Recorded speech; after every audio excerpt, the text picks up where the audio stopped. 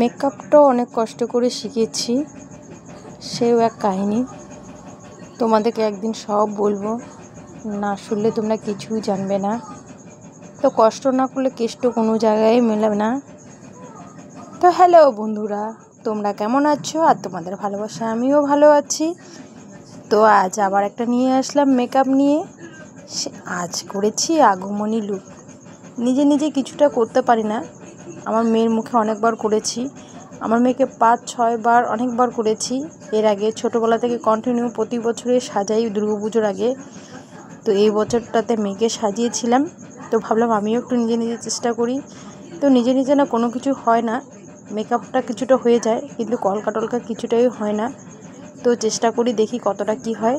তো বন্ধুরা, পরপর সব স্টেপগুলো করছি।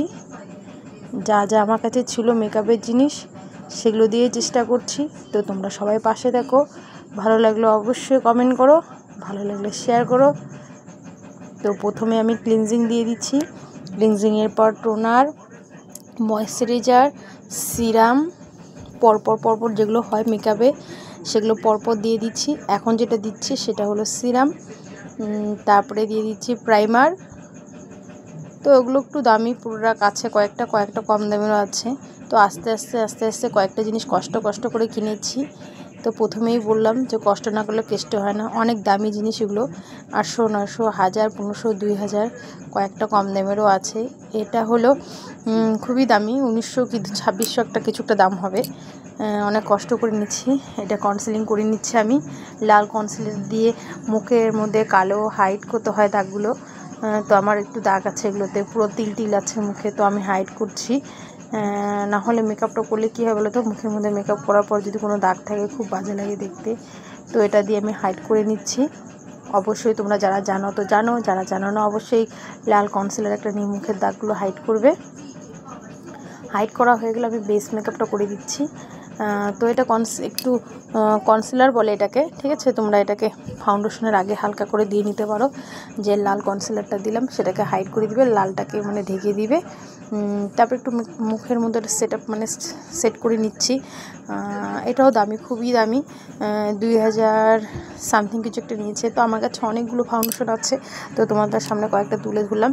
তো কোনটা দিব ভাবছি, কোনটা দিব। তারপরে হয়তো পিএসসিটা দিয়েছি।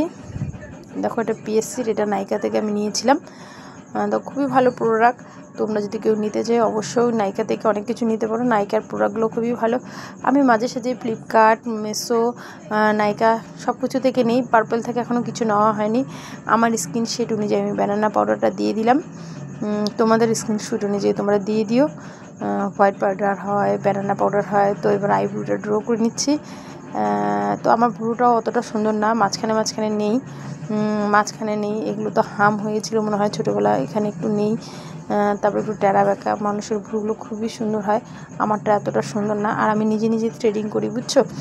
একদিন তোমাদের সামনে তুলে ধরবো থ্রেডিংটা আমি কী করে করি। তো অবশ্যই তোমরা দেখবে, কেমন লাগবে অবশ্যই জানাবে। যদি ভালো লাগে তোমরা অবশ্যই বলবে। তো ভ্রুটা প্রায় হয়ে গেল। তো দেখো এবার চোখটা করে নিচ্ছি। চোখের মধ্যে একটু হালকা প্রথমে অরেঞ্জ দিয়ে দিচ্ছি। অরেঞ্জ দেওয়ার পর একটু সাদা সামনের দিকে দিচ্ছি, সাদা কালার। আর পিছনের দিকে একটু ব্রাউন কালার দিয়ে দিচ্ছি। সবটা আমি তোমার সঙ্গে তুলে ধরছি। দেখো ঘরের মধ্যে না লাইটটা নেই, তো অন্ধকারে অতটা বোঝা যাচ্ছে না। তো বাইরে তো করা সম্ভব না, ওর জন্য। নাহলে আমি বাইরে করে তোমাদের সামনে শেয়ার করতে, আমাকে একটা দামি লাইট নিতে লাগবে, তাহলে আমি তো তোমাদের সামনে সব তুলে ধরবো। অবশ্যই একদিন চেষ্টা করব, ঠিক আছে? তো কেমন লাগছে বন্ধুরা? দেখো ফাইনালি প্রায় একটু শেষের দিকে, এখন সিঁদুরটা করব, একটু কলকাটা করব। তো কেমন লাগছে অবশ্যই জানাবে তোমরা।